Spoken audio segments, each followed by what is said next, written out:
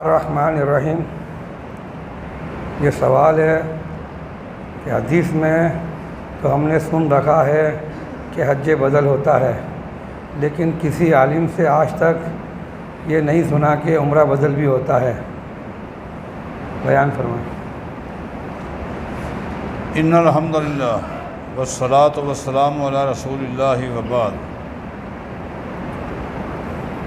جامع ترمذی کی حدیث ہے، ایک دن ایک صحابی نبی علیہ السلام کے پاس آتے ہیں اور آ کر عرض کرتے ہیں کہ اے اللہ کے رسول صلی اللہ علیہ وسلم،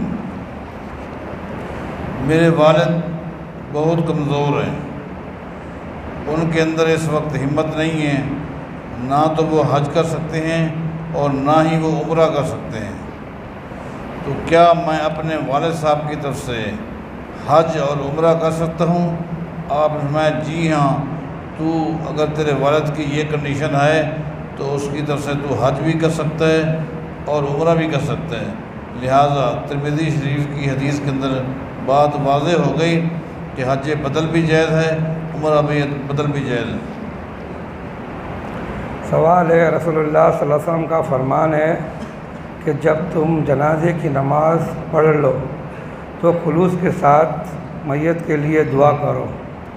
اس حدیث کا مطلب تو یہ ہوا کہ نماز جنازہ کے بعد دعا ہونی چاہیے، جبکہ آپ تو نہ نماز جنازہ کے بعد دعا مانگتے ہیں بلکہ دعا مانگنے کو بدعت سمجھتے ہیں۔ گزارش یہ ہے کہ جو حدیث پیش کی گئی ہے حدیث ہے، حدیث صحیح ہے، لیکن اس کا جو ترجمہ کیا گیا ہے وہ غلط ہے، تعریف معنوی سے کام لیا گیا ہے۔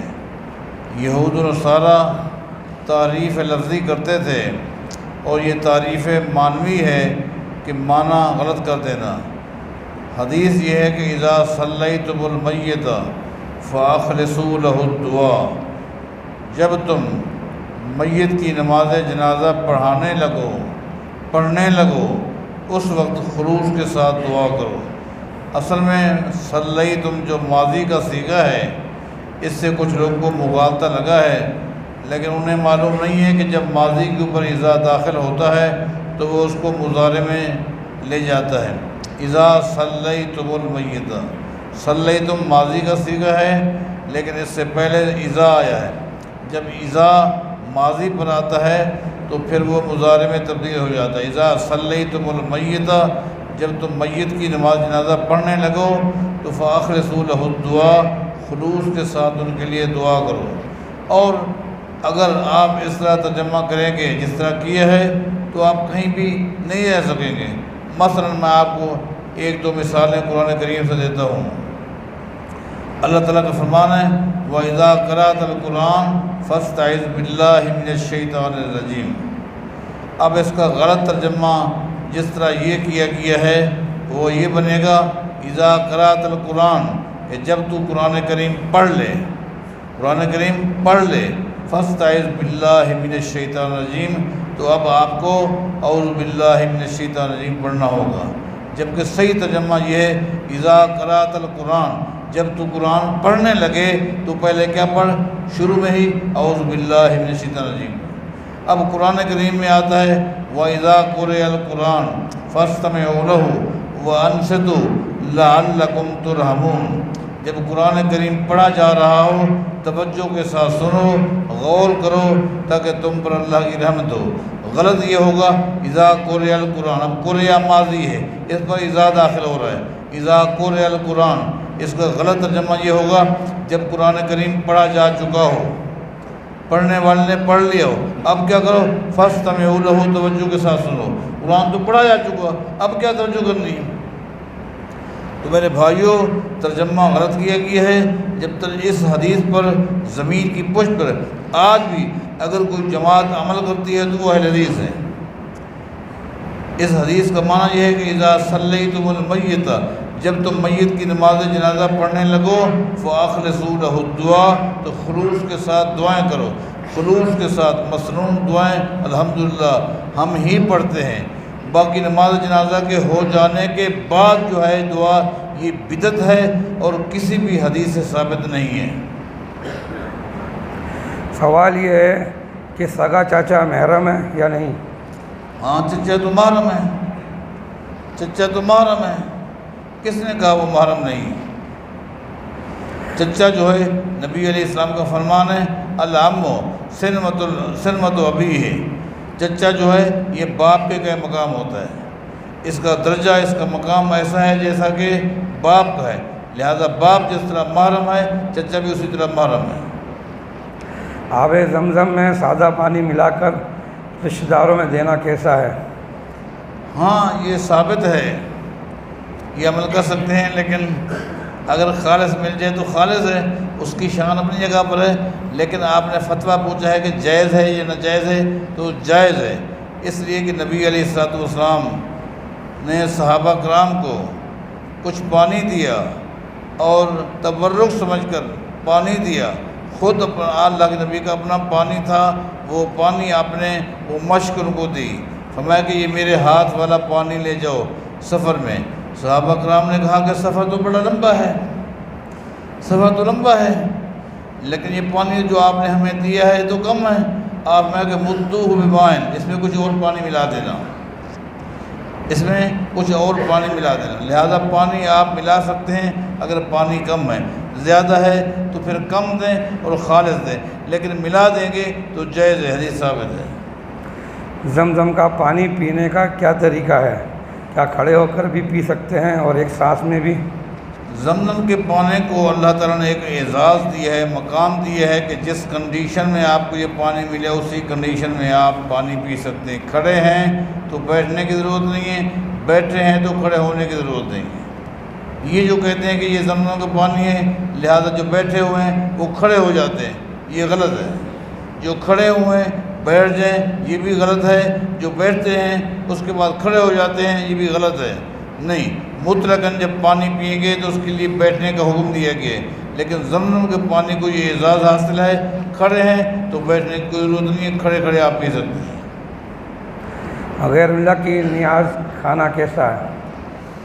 اللہ تعالیٰ نے واضح طور پر فرما دیے قرآن کریم میں، حرمت علیکم المیتۃ والدم ولحم الخنزیر وما اہل بہ لغیر اللہ، غیر اللہ کا ذبیحہ حرام ہے، غیر اللہ کا جب ذبیحہ حرام ہے تو ذبیحہ کی غیر اللہ کی کوئی بھی چیز جائز نہیں ہے، سب حرام ہے، سب ناجائز ہے، حرام ہے، آپ نہیں کر سکتے۔ غیر اللہ سے مدد مانگنا کیسا ہے؟ دیکھیں جی، مدد جو ہے نا دو طرح کی ہے، ایک ہے ما تحت الاسباب، ایک ہے ما فوق الاسباب۔ ما تحت الاسباب یہ ہے کہ میں آپ سے کہتا ہوں کہ یار یہ کتاب مجھے اٹھا کر دے دیں، مدد ہے، یار پانی کا گلاس مجھے بھر کے دے دیں، یہ بھی مدد ہے، یہ لیکن یہ ما تحت الاسباب ہے۔ ما فوق الاسباب جو ہے آپ کسی کو پکارتے ہیں جبکہ وہ نہیں سن رہا، وہ آپ کی مدد کیا کرے گا؟ اس لیے کہ مخلوق میں ہر ایک کے سننے کی، دیکھنے کی ایک حد ہے، جب حد ہے تو مدد کی بھی ایک حد ہے۔ ما فوق الاسباب جب مخلوق نہیں سن سکتی وہ مدد بھی نہیں کر سکتی، لہذا ما فوق الاسباب کسی سے مدد مانگنا یہ شرک ہے، ما تحت الاسباب مدد لینا یہ جائز ہے۔ اگر کوئی شخص نماز میں شامل ہوتا ہے اور اس کی 2 رکعتیں باقی ہیں تو وہ بقایا 2 رکعتوں میں صرف سورہ فاتحہ پڑھے گا یا ساتھ میں کوئی سورت بھی پڑھے گا؟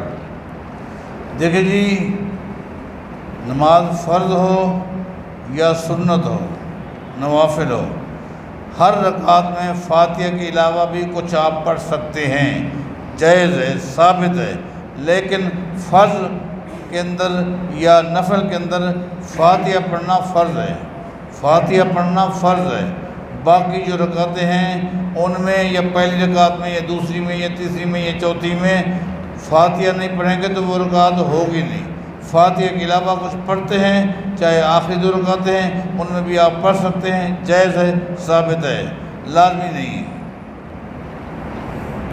ہماری مسجد کا جو سائڈ والا حصہ ہے اس میں جو صف بنے گی کیا وہ درمیان سے شروع ہوگی یا پہلی صف سے مل کر کھڑے ہوں گے؟ اس کا جواب پہلے بھی میں دے چکا ہوں، آپ ہمارے اسی مرکز کو لے لیں، دیکھیں ایک الگ جو پورشن ہے وہ الگ ہے، جب الگ ہے تو اس کی حیثیت بھی الگ ہے، اور صف بندی جو ہے ہمیشہ درمیان سے ہوتی ہے، کونے سے نہیں ہوتی، درمیان سے ہوتی ہے۔ جیسا کہ ابھی ہم امام کے پیچھے نماز پڑھیں گے تو سب بندی یہاں امام کے پیچھے سیدھ میں ہوگی، درمیان میں ہوگی، اس کے بعد دائیں طرف بائیں طرف لوگ جاتے رہیں گے۔ اس طرح اس پورشن کے اندر بھی جو الگ پورشن ہے درمیان سے ہی صف کو شروع کیا جائے گا۔ ایک شخص کا انتقال کے وقت قرضہ تھا، اس کا قرضہ ایک صاحب نے اپنے ذمہ لے لیا اور تمام لوگ قرضے سے فارغ ہو گئے سوائے 2 افراد کے جن کا انتقال ہو گیا ہے۔ ان کا قرضہ بھی دینا باقی ہے۔ کافی معلومات کے باوجود ان کے وارث نہیں ملے۔ کچھ دور کے رشتہ دار اور دوست ملے ہیں مگر غیر تسلی بخش ہیں۔ اس صورت میں سوال ہے کیا وہ رقم کسی ضرورت مند کو دی جا سکتی ہے تاکہ مقروض کا قرضہ معاف ہو جائے، اور اگر دے سکتے ہیں تو محروم کے اہل خانہ بھی کافی پریشان اور ضرورت مند ہیں، انہیں وہ رقم بھی دی جا سکتی ہے؟ جو شکل بتائی گئی ہے اس کنڈیشن میں جن لوگوں کو قرضہ دینا تھا اور جو فوت ہو گئے اور ان کے قریبی کوئی رشتہ دار نہیں مل رہے، لیکن دور کے رشتہ دار اگر مستحق ہیں، غریب ہیں، پہلا حق ان کا ہے۔ اگر وہاں کوئی مستحق نہیں ہے، کوئی بھی ضرورت مند نہیں ہے، تو پھر جس نے قرضہ دینا تھا پھر اس کے خاندان میں جو مستحق ہیں ان میں تقسیم کر دیا جائے گا۔ سوال یہ کہ ہمیں احادیث کی کتابوں میں اور تاریخی روایات سے پتہ چلتا ہے کہ نبی کریم صلی اللہ علیہ وسلم سے لے کر حضرت عثمان غنی رضی اللہ تعالیٰ عنہ کے دور خلافت تک مدینہ شہر کو حکومتی مرکز بنایا گیا تھا، مگر حضرت علی جب خلیفہ منتخب ہوئے تو انہوں نے کیوں اپنا حکومتی مرکز کوفہ بنایا؟ جی ہاں ایسا ہے، لیکن جو لوگ کہتے ہیں کہ سیدنا علی نے اچھا نہیں کیا، انہوں نے تینوں خلفائے راشدین کی مخالفت کی اور یہاں سے دارالخلافہ کو وہ کوفہ لے گئے، میں سمجھتا ہوں کہ ان کا جو اتحاد تھا ہم ان کو غلط نہیں کہتے۔ اصل بات یہ ہے کہ جتنے بھی فتنے نکل رہے تھے اور ان فتنوں کی زد میں مدینہ، مکہ یہ سارے علاقے آ رہے تھے، تمام تر جو فتنے ہیں وہ کوفہ سے ہی نکل رہے تھے۔ سیدنا علی نے یہ سوچا کہ یہاں بیٹھ کر ان فتنوں کا دفاع میں کیسے کروں گا، میں مدینۃ الرسول کو ان فتنوں سے پاک کروں، اور جس شہر میں فتنے پھوٹ رہے ہیں میں وہاں دارالخلافہ لے جاتا ہوں تاکہ وہیں خاتمہ کر دوں گا، تاکہ وہیں بیٹھ کر نکلنے والے، ابھرنے والے، سامنے والے فتنوں کا مقابلہ کیا جائے اور مدینۃ الرسول کو ان فتنوں سے پاک کیا جائے۔ اس سوچ کو سامنے رکھ کر سیدنا علی مدینہ سے خلافت کو مکہ کوفہ میں لے گئے تھے۔ سوال یہ ہے، نبی کریم صلی اللہ علیہ وسلم کے بہت ہی قریبی ساتھیوں میں حضرت ابوبکر بھی شامل ہیں، یہاں تک کہ نبی کریم صلی اللہ علیہ وسلم نے ہجرت والا سفر بھی حضرت ابوبکر صدیق کے ساتھ کیا، مگر کیا وجہ ہے کہ حضرت ابوبکر سے ہمیں بہت ہی کم احادیثیں ملتی ہیں؟ برائے کرم وضاحت فرمائیں۔ دیکھیں، اللہ تعالیٰ نے جس سے جو کام لینا تھا وہ لیا۔ یہ تمام صحابہ جو تھے، ان تمام صحابہ سے اللہ پاک نے دین کا کام لیا اور مختلف انداز میں۔ کسی کے ہاتھ میں تلوار تھی اور میدان میں تلوار چلاتا رہا، اسلام کی سربلندی کے لیے کام لیتا رہا، اور اس نے بہت بڑا کام کیا۔ یہ بھی ایک کام تھا۔ کسی کی جیب کو اللہ نے پیسوں سے بھر دیا، وہ پیسے اللہ کے راستے میں خرچ کرتا رہا، اس طرح بھی کام لیا۔ بعض نوجوانوں کو اللہ نے یہ توفیق دی، قلم لیا اور قلم اٹھا کر نبی علیہ السلام کی احادیث لکھتے رہے اور یاد کرتے رہے۔ بعض کے سینوں کو اللہ نے کھول دیا، بس وہ یہی کام کرتے تھے اور کوئی کام نہیں کیا، احادیث کو یاد کرتے رہے۔ ابوبکر صدیق نے جو کام کیا وہ کوئی ایک کام نہیں کیا، مثالی کام کیے، ہر فیلڈ کے اندر ان کے کام ہیں۔ الگ بات ہے کہ صرف ایک شعبے کو لے کر وہ نہیں بیٹھے، لیکن یہ کہیں کہ انہوں نے کیوں ایسا نہیں کیا، بات یہ کہ انہوں نے کون سا اچھا کام ہے جو نہیں کیا۔ سبحان اللہ۔